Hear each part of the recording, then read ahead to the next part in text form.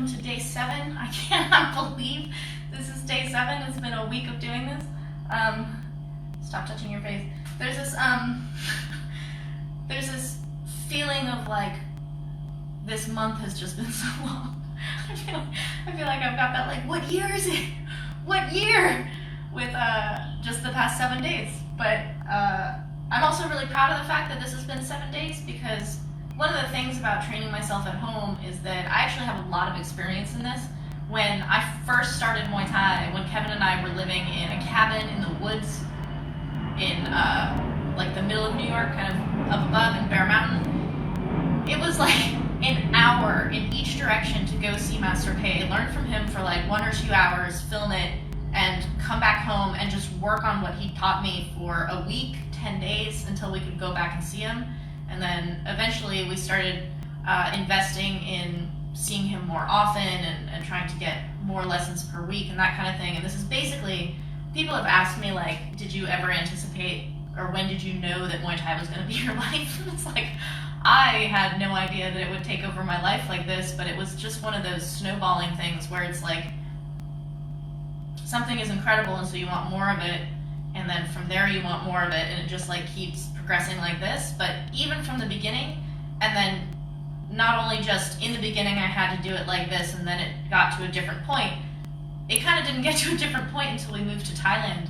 I was training myself a lot of the time for the first, I don't know, 4 years or something of Muay Thai in New York.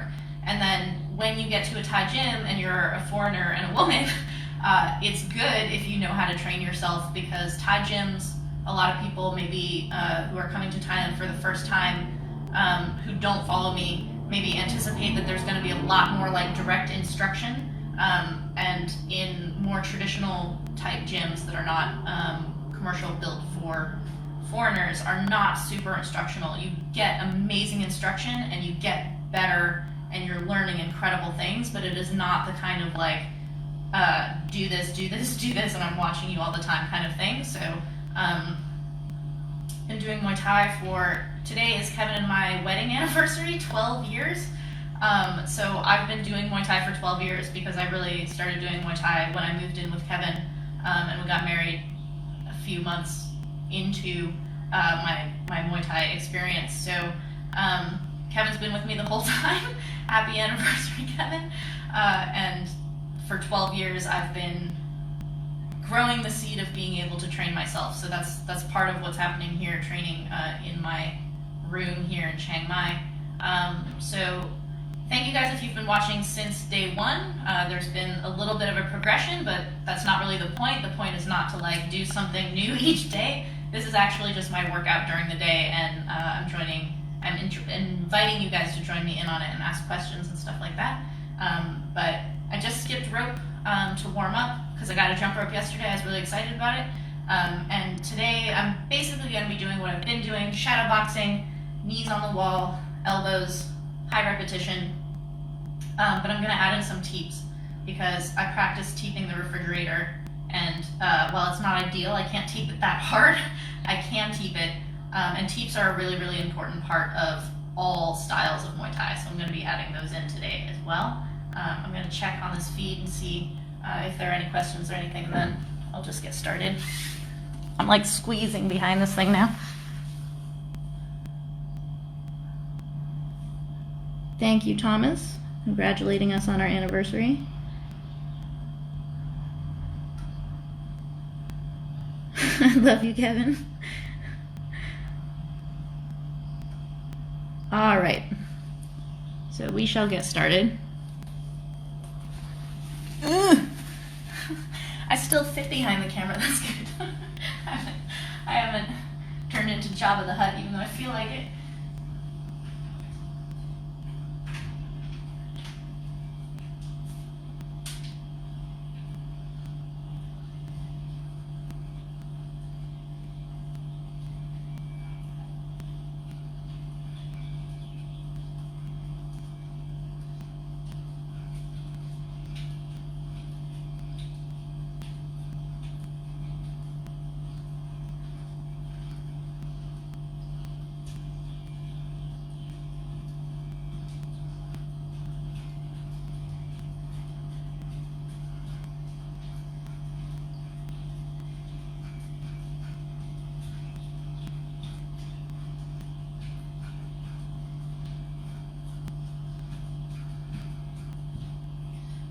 little bit looser than yesterday. I was a little better at like cutting the cord of my neck. I still feel like there's a little bit too much tension in my shoulders from what it looks like when Yod Kun Pan does it, and I feel like I have tension in my legs as the leg base, whereas he looks like really loose when he's doing it. So I don't know. On the next set, I'll try to pay attention to that a little bit. But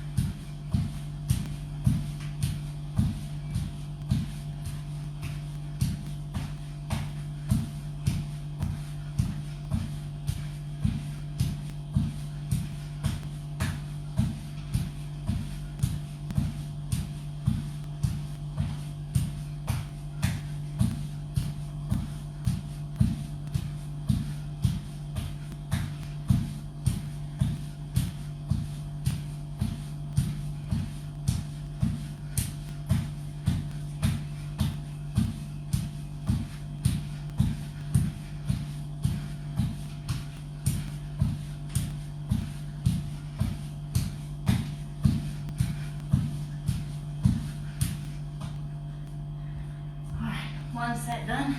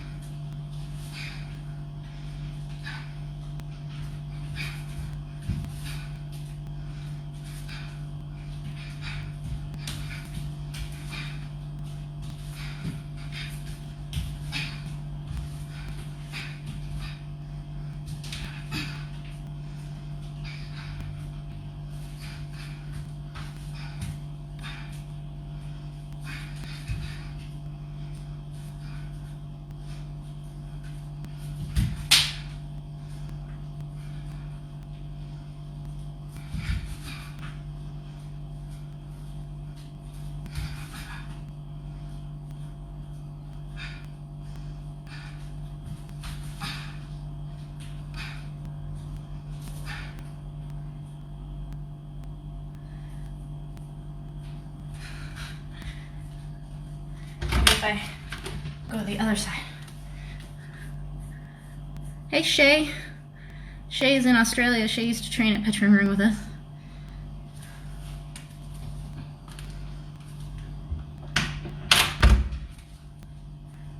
So, because I said that I was going to be doing teeps today, which I'm excited about and I'm going to get to, I was thinking about teeps in my shadowboxing too,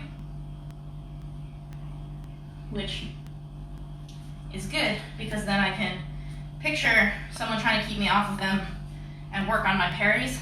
The thing about parries is that they really require a lot of like feeling and timing and things like this. So I would love to have someone actually throwing them at me so that I could actually be like finding that timing and things like this, but using my mind and the visualization of anticipating that as I'm coming straight in, someone is going to be throwing teeps at me and how I would want to kind of like just move that out of the way and come. It's not necessarily in this practice going to teach enough of the timing. It's much better to have a partner, but by using that anticipation and getting used to someone's going to be teeping me and I can move this out of the way, it's a very good technique to know what someone might use to get you off of them and kind of train the emotional psychological response to that. So in the same way that it's, you know, your timing is going to be the best when you actually have an opponent who you're trying to fool or not. Even without anybody, you can like kind of work on your fakes and your timing with no one there and just picture how they're going to be responding. So I'm thinking about teeps because I'm going to be throwing teeps in a little bit.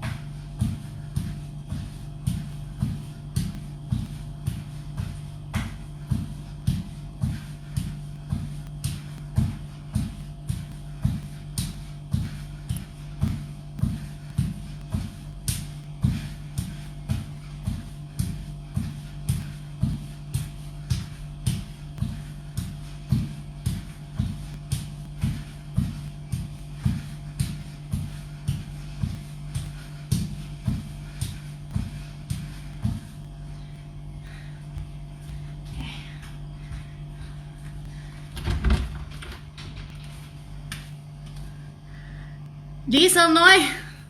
Done. Do you turn all the way around with your roundhouse kick? When you're blocking your face and throwing the elbow, does your head go across the face? I think you mean does your hand? Oh yeah, does your hand go across your face? Can you show it facing the camera? Okay. Two or three things. สวัสดีค่ะอาจารย์ดีเซลน้อยสุริยนต์นะ Diesel Noy went to the doctor for his psoriasis, which I keep checking in on him about, but he's doing very well. Those of you who have sent money to help support Diesel Noy, thank you so much. That's really, really good at this time. A lot of people are not able to work right now because of gym closures. So the two things. One is, does your hand go across your face on the elbows? Yeah. So I have this hard time when I was doing the elbows initially with Yokunpan, is that my hand that was coming across would get like stuck on my guard like this, and I would tuck my hand down like this, which Yokunpan hated, because when my hand goes down low, my elbow comes down low. So I end up like elbowing way too low. He wants it to come like right across the bridge of the nose here. So I basically just had to figure out with my own guard, and so you're gonna have to figure out with your own guard how to keep that guard up and have the trajectory of the elbow come across like this. So I end up, my hand goes across my face and to the outside of that block, like this.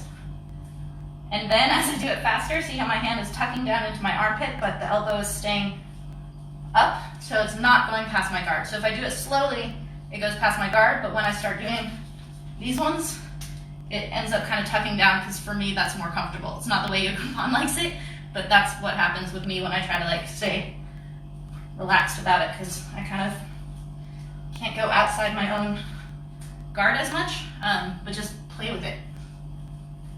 I forgot the other question. Oh, do you turn all the way around on a kick?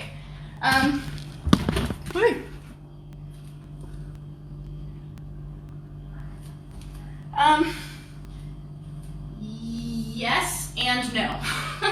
Do both. If you're going to turn all the way around on a kick because you're like throwing it with power, when you turn around, make sure you're like controlling it on the end point of it. Don't go like spinning around, right? So I'll see people who, when they throw their kick, they kind of like do this whole like spinning around thing.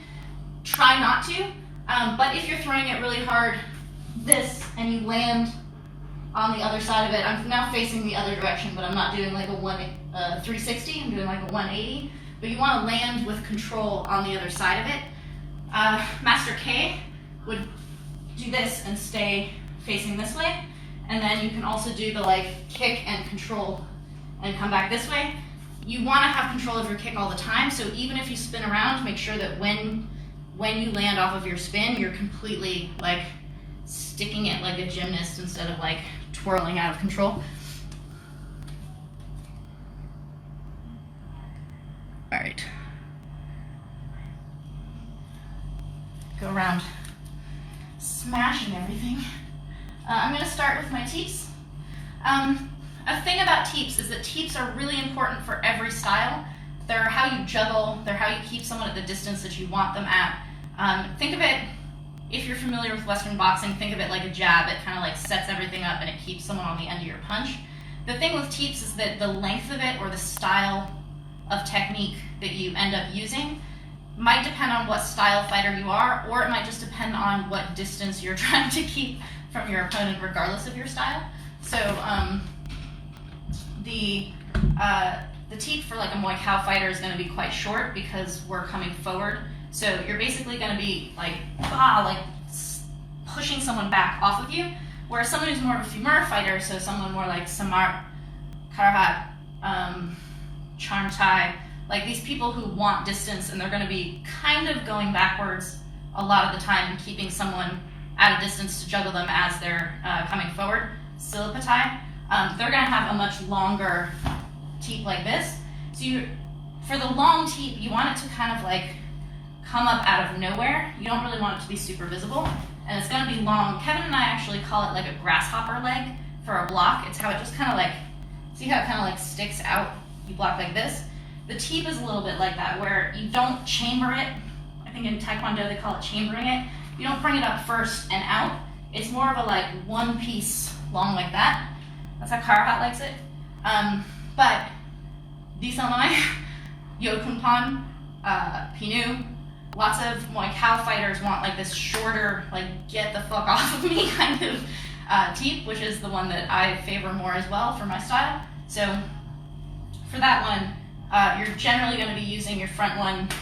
I think in a lot of styles you use your front one just because it's faster. But you can do different things with it. So for example, if when you're teeping you turn your foot, I'm turning my foot to the side like this, you don't want to like totally karate kick it, but you turn the angle of your foot a little bit this way. It makes it harder to catch and you're hitting with more impact. Samart was really, really good at this. So you kind of like angle your foot a little bit that way. Or if you end up going straight, it's a little bit of a like fast go that way. When Diesel Noy was at my gym, Paternering for 6 months, he would have us teeping these poles. Teeping objects that don't move instead of a bag is actually really good.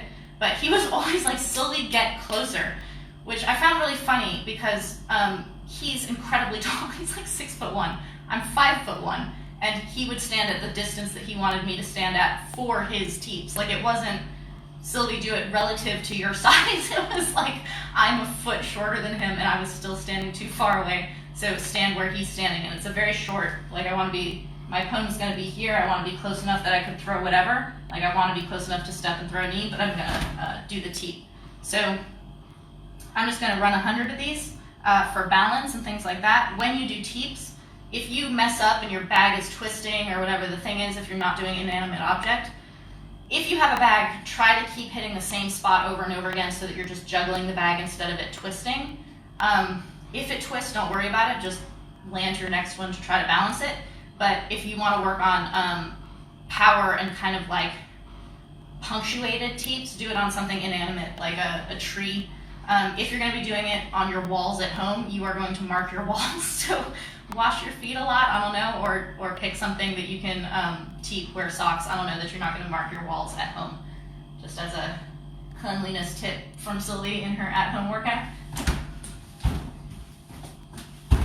So I can't go very hard on these because this fridge is not very big, but it's just for timing and balance.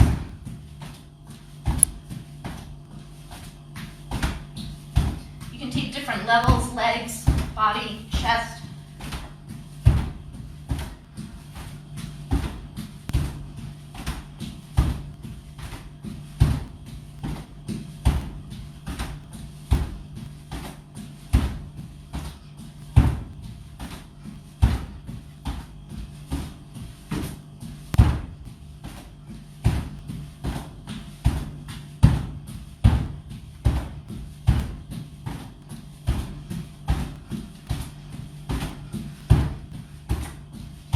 Occasionally I'll change the angle.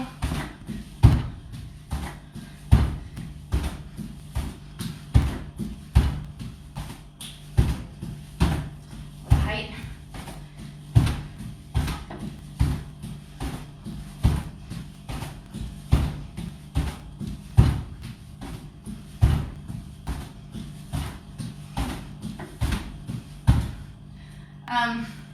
The little kids at my gym, the Jade Dragon set, they're like 7 to 9 years old, they're just little grommets.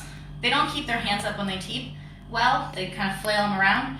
So they're taught to hold their ears like this as they're learning how to teep, to learn how to keep their hands up. It's super cute.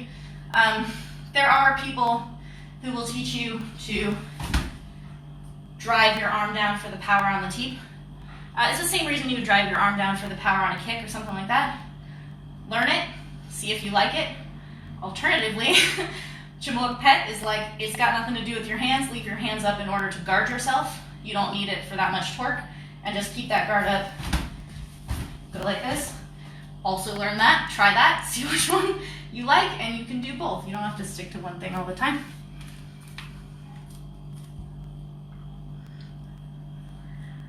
All right, Ramsey says, do you find yourself using any Baran or Chaya techniques when you fight Kartchuk with no gloves? No. Do you find those techniques don't work in a real fight application? No. I would not qualify these as Baran or Chaya, other than Chaya is all about using like the hardest points in your body as defense so that when you're blocking, you're hurting your opponent. So in terms of like the ethic of Chaya, yes, I use that in my Kartchuk fights in blocking with my elbows in order to try to hurt my opponent. If they try to punch me and I block with my elbow, that fucking hurts on a like no-gloved hand. It hurts on a gloved hand. So it hurts in a no-gloved hand. That being said, the ropes also really hurt. So they have like some sturdiness directly on the knuckles, but if someone hits like here on an elbow or something, that really hurts. So in terms of like the ethic of Chaya being use your blocks to hurt somebody, Same way that General Tanwakom, he's in the Muay Thai Library, he teaches Lertrit, which is a military form of Muay Thai, and it's very much in this like blocking to hurt somebody and like using the block to then come through with something. I would never say that Boran or Chaya or Lertrit or any styles that are not like ring Muay Thai don't work in a real fight. What works or doesn't work is what you've practiced and have intention towards. So 100% if Sagat is doing one of these and like slamming your fist with his elbow and it has that like Boran style, it's working. It's like working really well. And the low kick destroyer, which Disalnoy and Crew Noi over at Winter Muay Thai Gym both really emphasized. When someone comes to low kick you and you like just like block it with your knee, it's the same ethic of like using the hardest point of your body in order to hurt your opponent as they're trying to strike you, and basically teach them don't do that. So it's the yes and no to answer your question. I never intentionally use Boran or Chaya or anything like that as a like intention behind this is Karchuk, so I'm going to do something old style. But given the circumstances of Karchuk, that points aren't scored and that you can hurt your opponent in order to direct the fight in certain ways, totally ethically taking the same qualities of Boran and Chaya into that circumstance because of the qualities of a Karchuk fight.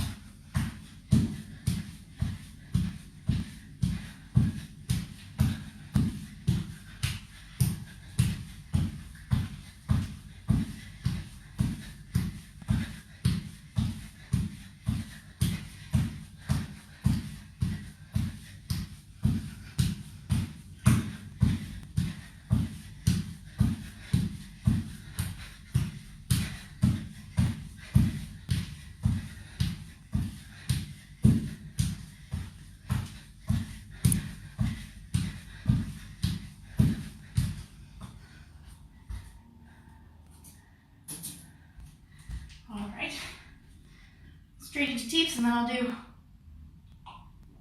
more shadow.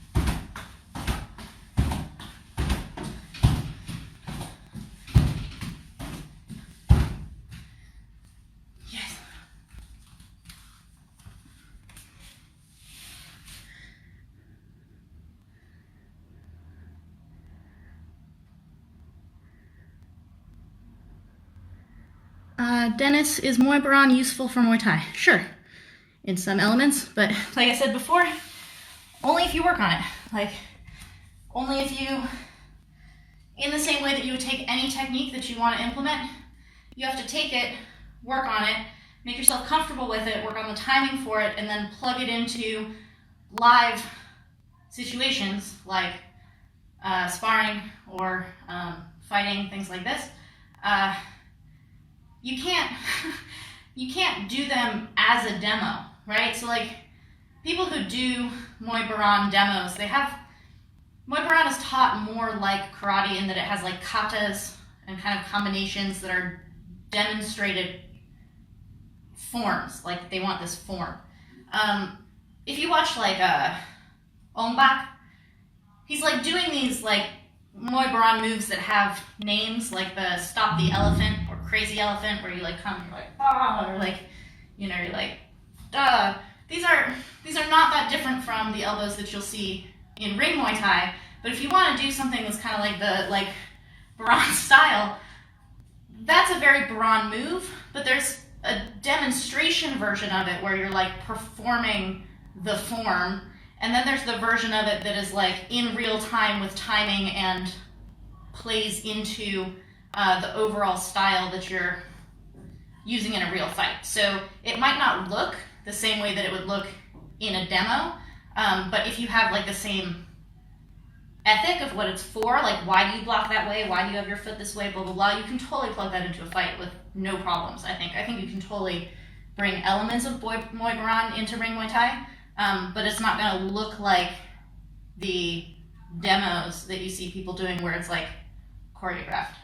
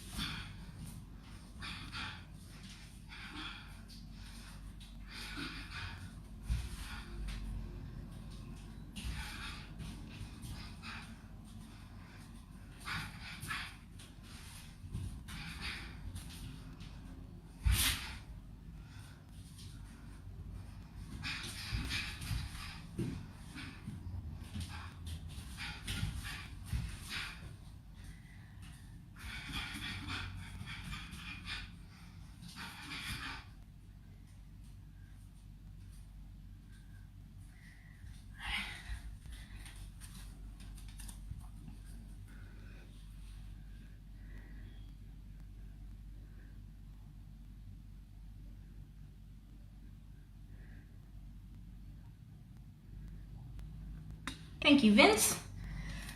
I don't know if you saw, I can send it, but a couple of days, I think 2 days ago, I was really focusing on clinch. I'm really missing clinch. I clearly don't have anyone to clinch with. And so I was working on doing kind of like shadow clinch, and I was really working on this step over. So like after you turn, then you step and try to get around the person. So 2 days ago, I guess that would be day number 5.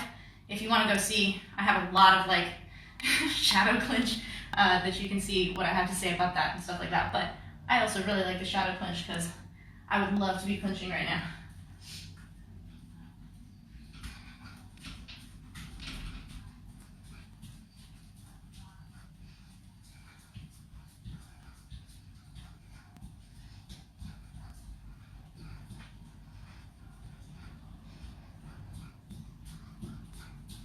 So like I was saying that I was like too tense in my base, I just went up on my toes a little bit, and that helped a lot. I think I was just like too much on my heels.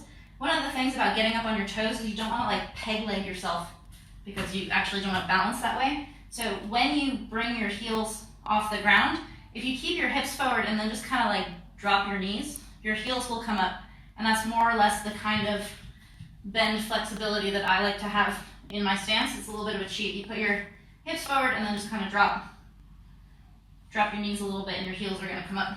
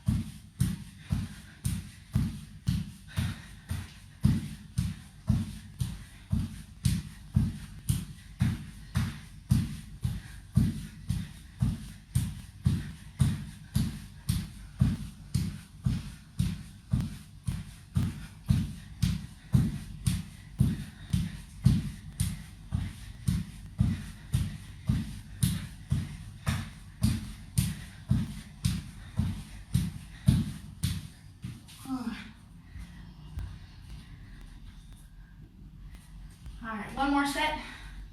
Teeps those. Let's see what we got.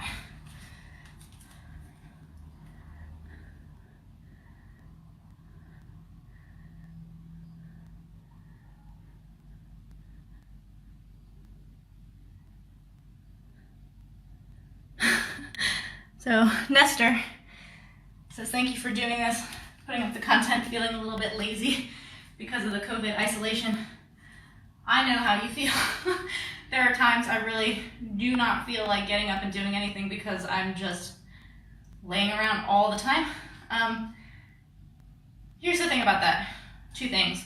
1, you're welcome, and thank you for joining and doing this because I feel a little bit more, I used to read Runner's World.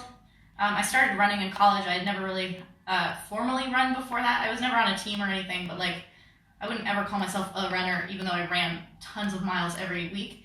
But they had this really good point that was to like help people who are feeling really unmotivated, especially during winter months when it's like you don't really want to go run out in the cold, is that if you have a running partner, someone that you have to meet in the morning, you feel more of an obligation. And so when you would have maybe gotten up and been like, oh, I don't feel like it, and you hit your alarm and you stay in bed, if you have someone that you're supposed to meet, you're more likely to get up and go. This has been proven with my friend Kara and Jenna, who are training at Petron Room. They make agreements to like both go on the run, and they'll get up and go on days that they otherwise wouldn't, and sometimes don't.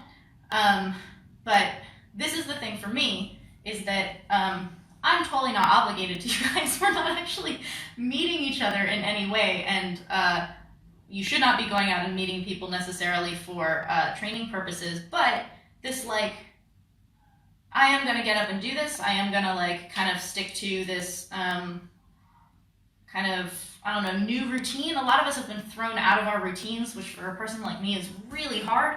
And so you just create a stand-in routine. If you really, really don't want to do the things that I'm doing, or you really don't want to do whatever you had planned for the day, even if it was just to like do push-ups and sit-ups and things like this, check out my training, Sylvie's technique vlog about visualization. That's something that you can do without actually getting out of bed, and it's still good for you, and it'll still make you better. So I totally understand not wanting to do it. It's better to actually do it. Usually I end up feeling much better having gotten up and done it, but even on those days when you like really cannot do it, do something. Like even if it's just mental gym, you can do something.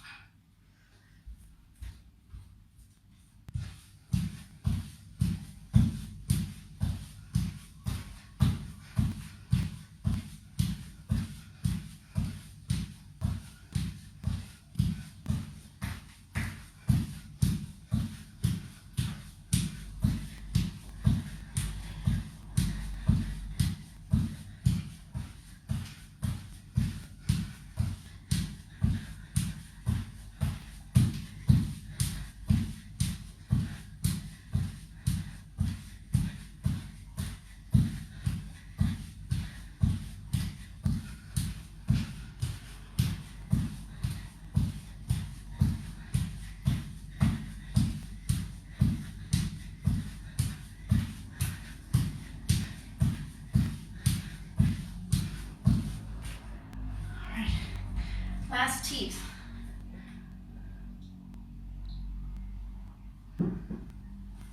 Again, play around with whether you want to keep your guard up, whether you want to drive it, whether you want to like move it around.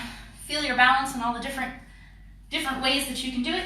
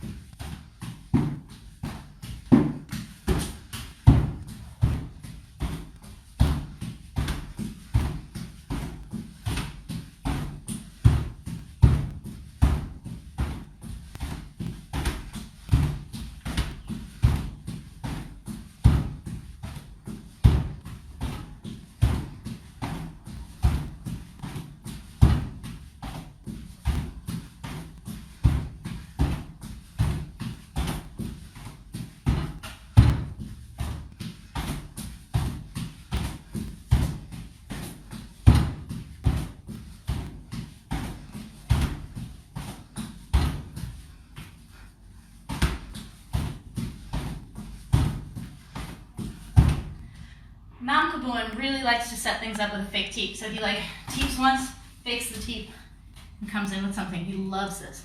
He's not the only one. Faking a teep is really good because people either try to rush against it or stand their ground. You kind of pinpoint them.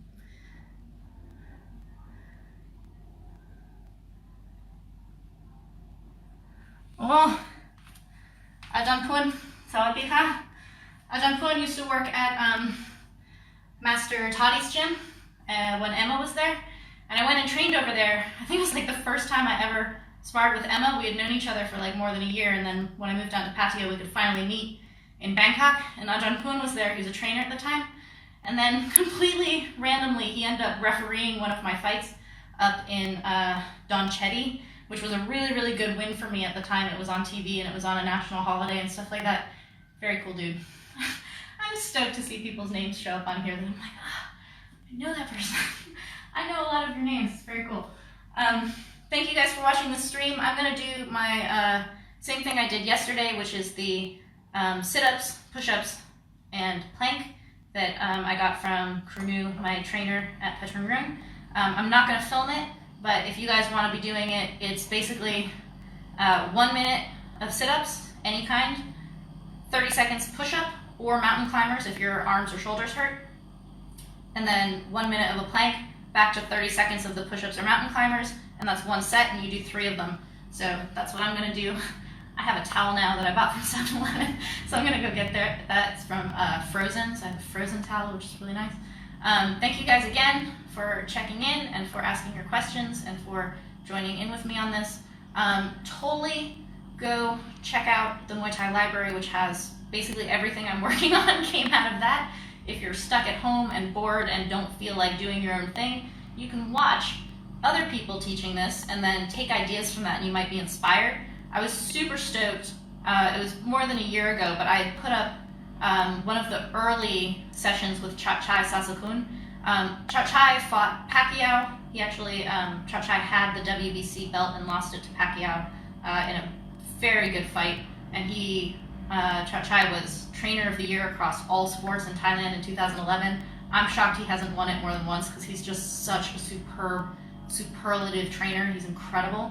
But in these early sessions with him, which are in the Muay Thai Library, he's working with me on what I identified to be balance and weight transfer. The way that he is just completely like balanced all the time and transferring his weight in order to generate power, he really distills it down in an amazing way, but then I found it echoed across other people. So like Sagat does something, he doesn't do it the same way, but his focus is often on generating power and efficiency through balance and weight transfer. So learning how important those two things are in the Chai session, and then being able to use those things that you're looking for across anything else that you're learning, even with your own trainer or just like messing around in your own living room, to me is incredibly valuable. And what I thought was so cool is that when we put up this video a couple of years ago, this guy was watching it in his office at work, and he's like, I had to get up and start shadowboxing at work in my cubicle to feel what Chai was teaching.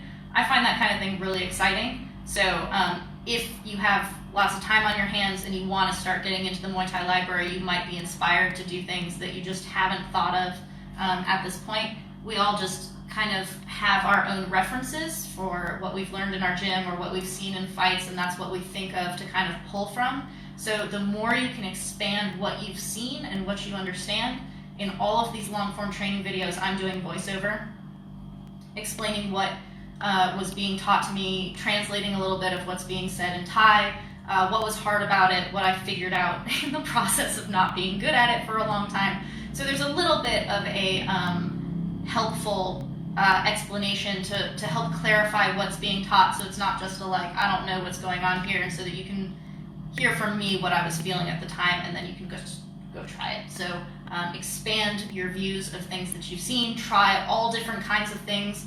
The ones that you don't like, you do not have to do. You do not have to do the same techniques that someone has taught you, and things that you really like that someone's telling you, no, not that.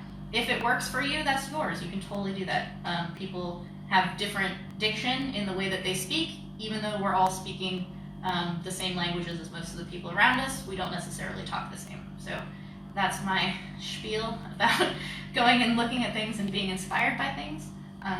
And stay safe, stay home, and I'll see you guys later. Thank you.